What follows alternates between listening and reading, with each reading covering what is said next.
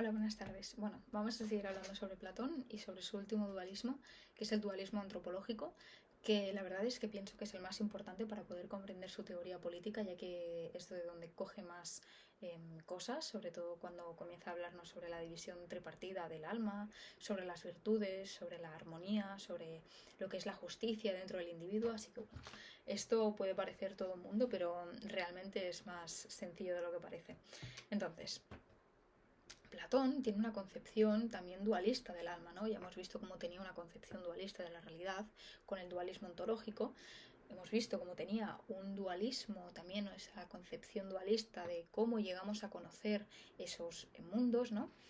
Y por último vemos que tiene un dualismo antropológico, es decir, con el propio ser humano. Y es que él concibe el ser humano como dos partes completamente distintas. En una parte nos encontramos el alma y en otra parte nos encontramos el cuerpo. Esta concepción está muy influenciada por la filosofía pitagórica, según la cual dice que el cuerpo, podríamos decir, la unión del alma con el cuerpo es puramente accidental, y según la cual Platón, como ya he mencionado antes, dice en su diálogo El Fedro que es como un castigo para la propia alma haber caído en el cuerpo, ¿vale? Entonces, ahora vamos a pasar a hablar sobre estas dos partes que tiene lo que sería el ser humano. En primer lugar nos encontramos con el alma, ¿vale?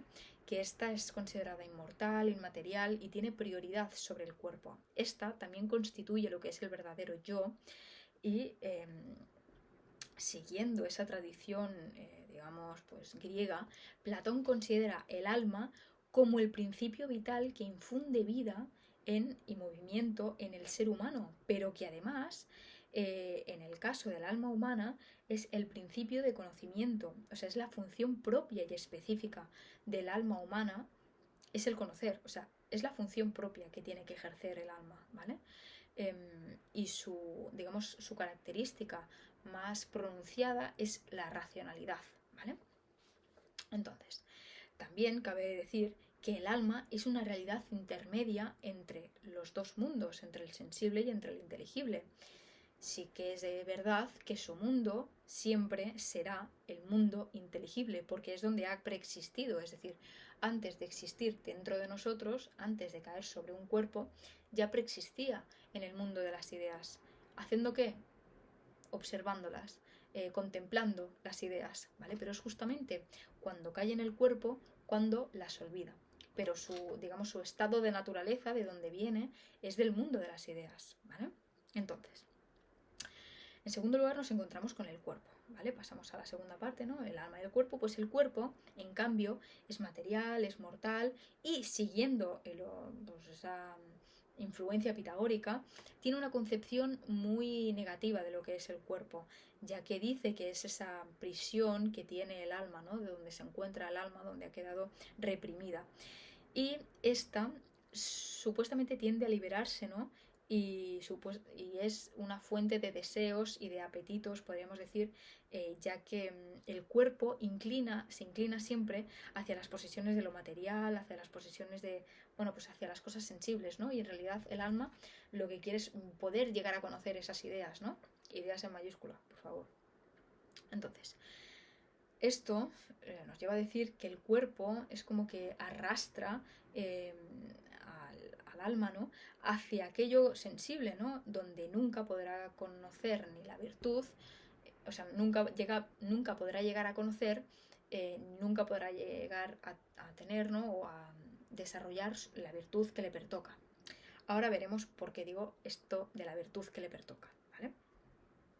Y por último, al final, el cuerpo es un obstáculo que aparta y distrae al alma del conocimiento de la verdad, ya que podríamos decir que es como una carga que el alma tiene que vencer y dominar si quiere encaminarse, si quiere llegar hacia el conocimiento de la realidad superior inteligible, donde se encuentran las ideas, es decir, volver a estar donde antes ya había preexistido, ¿vale?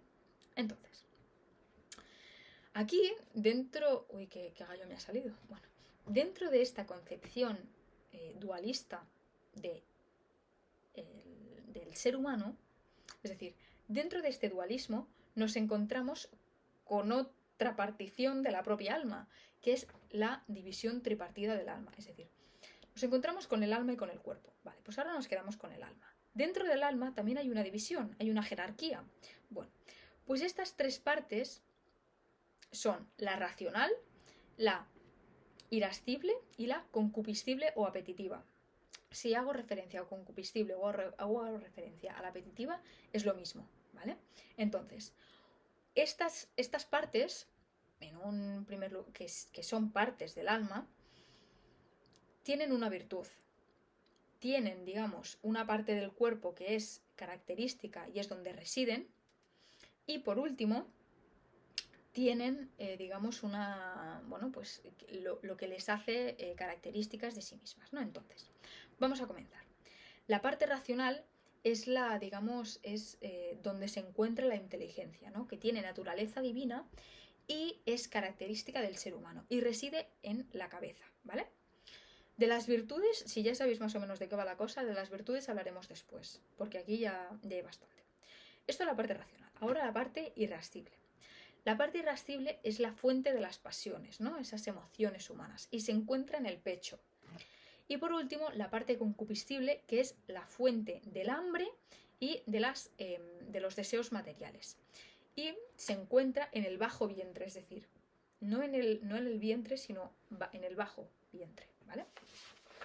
Entonces, dentro de estas partes tenemos que recordar, tenemos que mencionar que tanto la parte irascible como la parte apetitiva o concupiscible son irracionales y están estrechamente vinculadas con el cuerpo, pero se encuentran también en el alma. Entonces, en el diálogo del Fedro, Platón lo que hace es explicarnos un mito, que es el mito del carro alado, según el cual el alma se ve como comparado con un carro dirigido por un auriga, ¿no? Ese guerrero, bueno, no sé cómo decirlo, que dirige a esos dos caballos, ¿no? Que a esas vigas.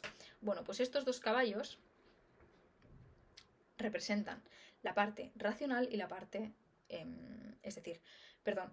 el auriga sería la parte racional, ¿vale? Y los dos caballos serían uno blanco, que sería la parte irascible, y otro negro, que sería la parte concupiscible o apetitiva. Entonces, estos dos caballos tienen que ser guiados y dirigidos por el auriga, es decir, por lo que representaría, metafóricamente, la razón, ¿vale? Entonces, aquí cabe otra pregunta, ¿no? ¿Por qué hay tres partes? Bueno, esto es importante, porque ahora vamos a hablar sobre las virtudes después de explicar esto. Mediante la división que hace Platón, ¿no? Esta visión tripartida del alma, él lo que pretende es explicar los aspectos de la psicología humana. En primer lugar, explica, ¿no? Esos conflictos que existen internos en el ser humano, según la cual se encuentra siempre dentro de sí en una lucha entre la razón, las pasiones y los deseos materiales, que hace que el ser humano esté en un eterno y permanente conflicto consigo mismo, ¿vale?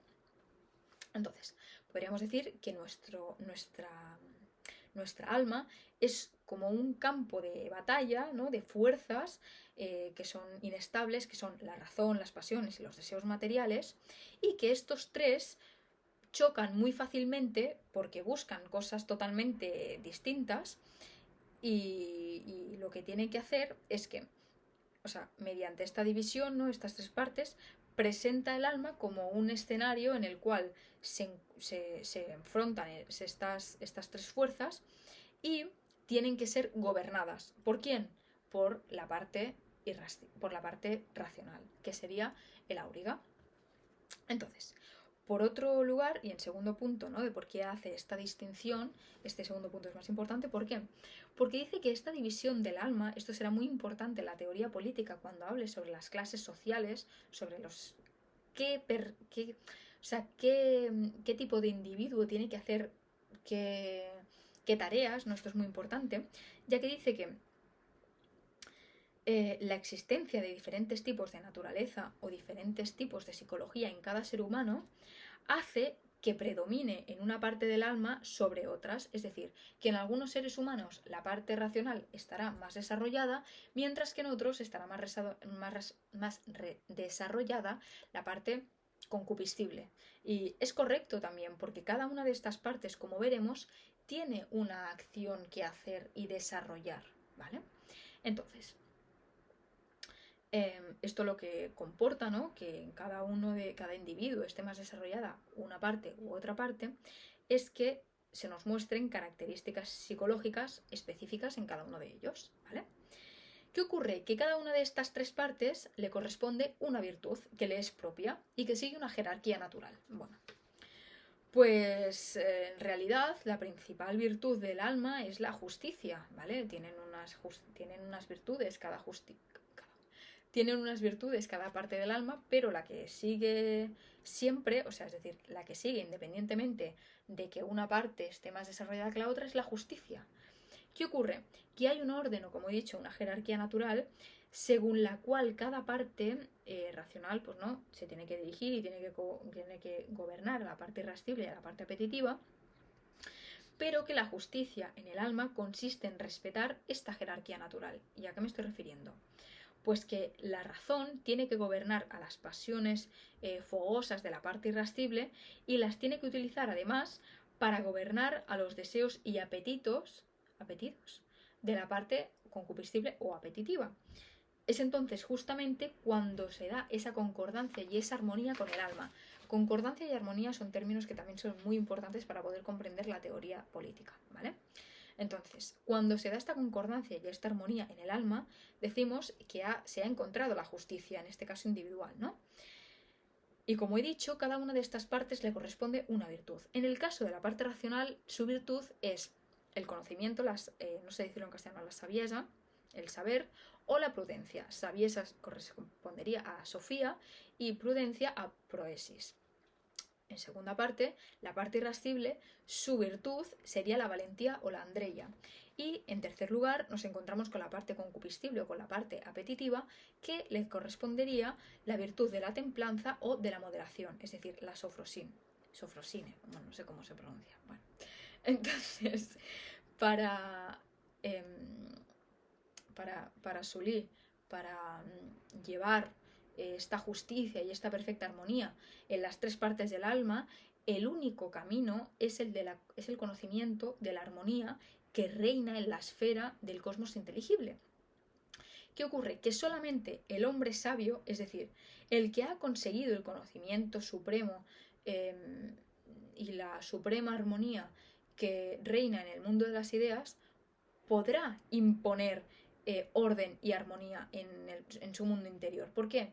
Porque gobernará su alma con justicia y sabrá conducir su propia vida.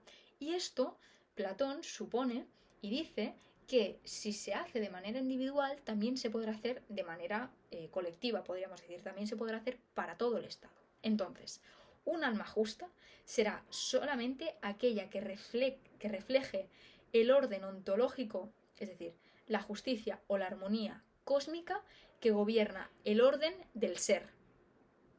Punto.